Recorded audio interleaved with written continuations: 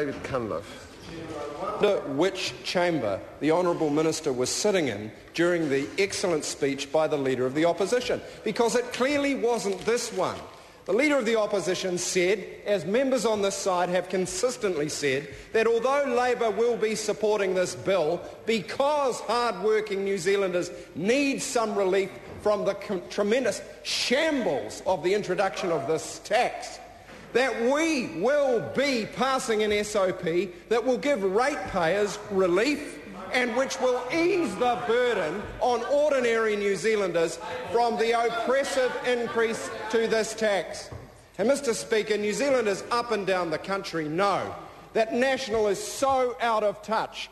It is saying, like Aaron Gilmore said in the previous speech but one, that the amounts are so small, why would the peasants and the serfs notice?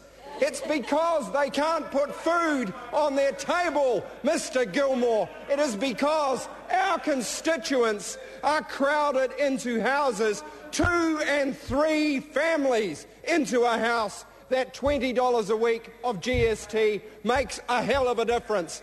And Mr Gilmore, if you had to choose, through the chairman, if Mr Gilmore had to choose between taking his children to the doctor or putting food on the table, then it would not seem like a small amount that they're paying $20 or $30, $40 a week more in GST. And that is why Labour is bringing relief on the cost of living through this bill that will ease the adjustment to ratepayers. And with our SOP, introduced by Mr Nash, that is a step that will be welcomed by all New Zealanders. Unlike the fact, sir, that the Minister in the chair has had in desperation to bring to this House a 28-page tidy-up SOP which is focused on all of those little things that went wrong in the drafting of the main bill, because it is extremely complex to change GST midway through the year, and the small businesses up and down New Zealand are going to be paying another price. Not only do they take the risk that they have to collect the tax and the government is taking it from them, but, sir, they pay the price of the overheads and the system change and the staff training and the uncertainty and the risk that customers will keep their wallets closed during the so-called aggressive recovery.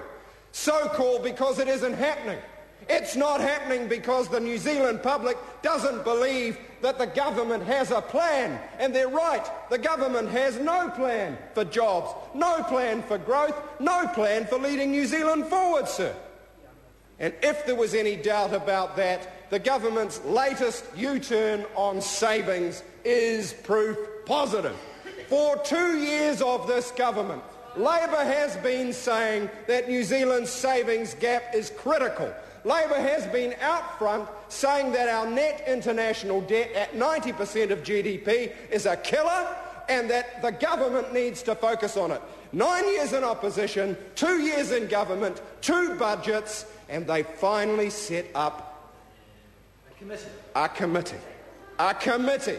So bereft of ideas are they that they are reaching out for others to tell them what to do in the face of this enormous, yawning international debt and crucial savings gap. And, sir, it is instructive. It is instructive that the ACT Party SOP on this bill, which gives New Zealanders the option of increasing their contribution rate, in other words, going back to what it was under Labour before National gutted it, there is no mention of an employer contribution. So they're putting it back on hard-pressed Kiwi householders who are already facing a rise in GST, and they're asking them to save more as well. How are they going to do that? Compulsion. How do we know that? Because Bill English has said there will be no new sweeteners, no new money. This will be fiscally neutral. So whatever the Savings Committee comes up with, they will have to make it fiscally neutral. No sweeteners, that only leaves compulsion. And the word around the building for New Zealanders out there is the government is almost certainly going to go the route of compulsion. And if they're not, why don't they rule it out now? Why don't they rule it out now? Why don't they stand up and reassure hard-pressed Kiwis who cannot afford groceries that they're not going to force them to take more money off the table in the middle of a recession? Silence. Not a word.